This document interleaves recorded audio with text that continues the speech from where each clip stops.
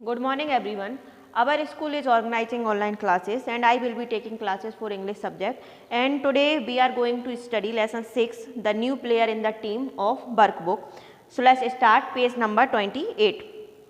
First question is match the bird with their meaning. तो यहाँ पर आपको ये कॉलम दिया गया है बर्ड और मीनिंग का, तो ये आपको मैचिंग करनी है। सबसे फर्स्ट है इंडिस्पेंसेबल, उसका होता है essential. Desperate hopeless, strict rigorous, hostile admonish, dawn daybreak, scold का होता है वेरी अनफ्रेंडली। सो द आपका ये वो हुआ, क्या बोलते हैं, कोड हुआ 6, 5, 1, 3, 2, 4। So B question is match the word with the opposite meaning, यानी कि आपको ये अपोजिट मीनिंग फाइंड आउट करना है। सो अटैक, अटैक का defence, straight bend, smooth rough, delicate strong, हाँ स्ट्रॉन्ग। डॉन का होता है, क्या बोल सकते हैं, डस्क, और फ्रेल का होता है healthy. So the code is 214365। सो अब अपन इसकी स्टोरी पढ़ते हैं। Read the following passage carefully and answer the question that follow. अब ये जो स्टोरी है वो अपन को रीड करनी है और इसके बाद जो इसके क्वेश्चन आंसर हैं वो आपका होमवर्क रहेगा, वो आपको फाइंड आउट खुद करने हैं। फिर अगर आपको कोई डाउट होता है तो हम इसका सॉल्यूशन देंगे। सो स्टार्ट करते हैं। Student who are very fond of reading books are often labelled by their companion as book bye.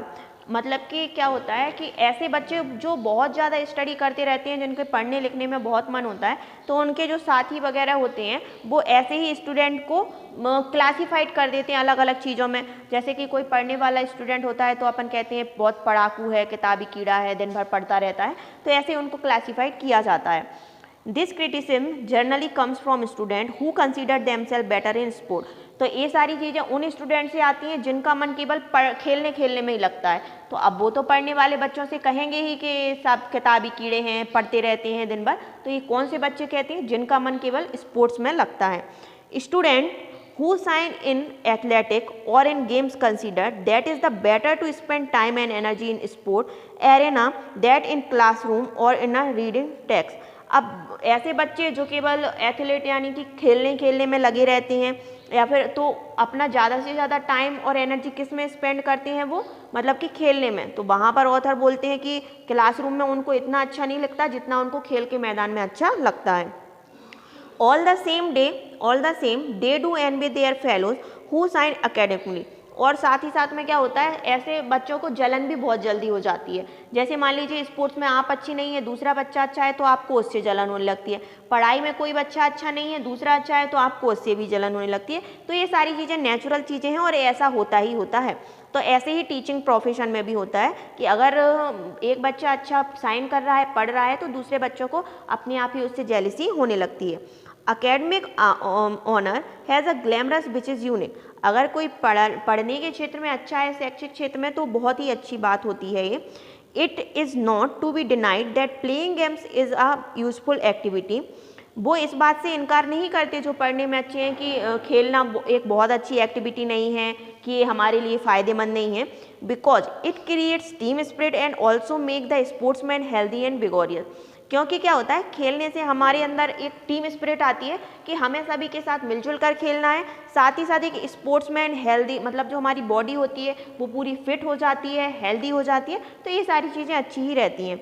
Then is भाई विगोरियस का मतलब होता है फुर्तीली हो जाती है, हर काम को हम बहुत जल्दी जल्दी करने लगते हैं। That is why games and sport are given so much importance in the curriculum of schools and college. तो आपने देखा होगा कि पढ़ने के साथ साथ कोई भी स्कूल्स हो, कॉलेज हो, यूनिवर्सिटी हो, सभी में गेम्स और स्पोर्ट को इक्वल इम्पोर्टेंस दिया जाता है। यानी कि पढ़ाई भी अपने आप में ज़रूरी होती है और ये सारी चीज़ें भी ज़रूरी होती हैं, क्योंकि गेम्स और स्पोर्ट्स के द्वारा एक पर्सन है, बच्चे हैं जो खेलते हैं, फिजिकली फिट होते हैं और उनका जो माइंड होता है वो भी एकदम रिफ्रेश रहता है। कोई भी पढ़ाई करनी है या कुछ भी करना है तो उनको अच्छे माइंड की ज़रूरत होती है, तो स्पोर्ट्स के द्वारा वो सारी चीज़ें अच्छे से हो जाती हैं। सो अब आप आगे देखते हैं। But studies should not be neglected and should not be given due importance along with their activity connected with education. लेकिन जो पढ़ाई होती है ना उसको अपन निगलेक्ट नहीं कर सकते, अपन अदर एक्टिविटीज़ करेंगे, कल्चर एक्टिविटी करें, आपको गेम्स खेलना है, कुछ भी करना पड़ेगा, लेकिन आपको स्टडी ज़रूर करनी पड़ेगी, क्योंकि एक जो पढ़ाई होती है वो हमें हमारी सोसाइटी से जोड़े रखती है, अदर एक्टिविटी से भी कनेक्ट करती है, तो पढ़ाई करना तो बहुत ज़्यादा ज़रूरी होता है। Let each type of activity has it own place in our daily routine. अलग अलग प्रकार की जितनी भी एक्टिविटी होती हैं सबका अपना अपना इक्वल इंपॉर्टेंस रहता है। पढ़ाई की जगह पढ़ाई इंपॉर्टेंस रहती है, गेम की जगह गेम इंपॉर्टेंट रहता है, और भी जो आपके डिस्कशन हैं स्टूडेंट्स के साथ, फ्रेंड्स के साथ बैठना खेलना, सभी अपनी अपनी जगह इक्वल इंपॉर्टेंस रखती हैं। The only will be have student both academically sound and physically fit. तो अगर बच्चों को चाहिए तो उनको फिजिकली फिट भी होना चाहिए और साथ ही साथ उनको क्या करना चाहिए, पढ़ाई के मामले में भी बहुत अच्छा होना चाहिए।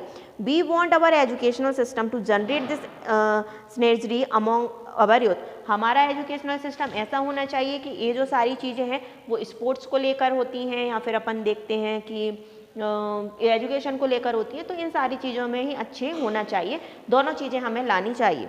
तो अभी आज अपन ने जो लेसन था हमारा the new player in the team, उसमें अपन ने जाना कि एक स्कूल है वहाँ पर स्पोर्ट्स भी चलना चाहिए, स्टडी भी चलना चाहिए, क्योंकि बच्चों के लिए जो हमारे चिल्ड्रन हैं वो दोनों चीज़ें इक्वल इंपॉर्टेंस रखती हैं। पढ़ाई में लगा रहता है बच्चा तो ये भी बहुत हद तक अच्छा नहीं है, या फिर गेम्स ही खेलता रहता है तो हमारी पढ़ाई छूट जाती है। अगर हमें फिजिकली फिट रहना है, एकेडमिकली स्ट्रांग होना है, हमें अपनी विजडम को डेवलप करना है, तो हमें दोनों चीज़ों का इक्वल इंपॉर्टेंस होना चाहिए, यानी कि हमें पढ़ाई भी ज़रूरी होती है और गेम्स और स्पोर्ट्स भी हमें उतने ही नेसेसिटी होते हैं। सो यहाँ पर अपना ये चैप्टर कंप्लीट होता है। अब नेक्स्ट वीडियो में मिलते हैं अपन अपने नेक्स्ट टॉपिक के साथ। जब तक आप इसके क्वेश्चन आंसर को फाइंड आउट करिए और लिखने की कोशिश करिए। अगर आपको कोई भी डाउट बनता है तो हम नेक्स्ट वीडियो में मिलते हैं।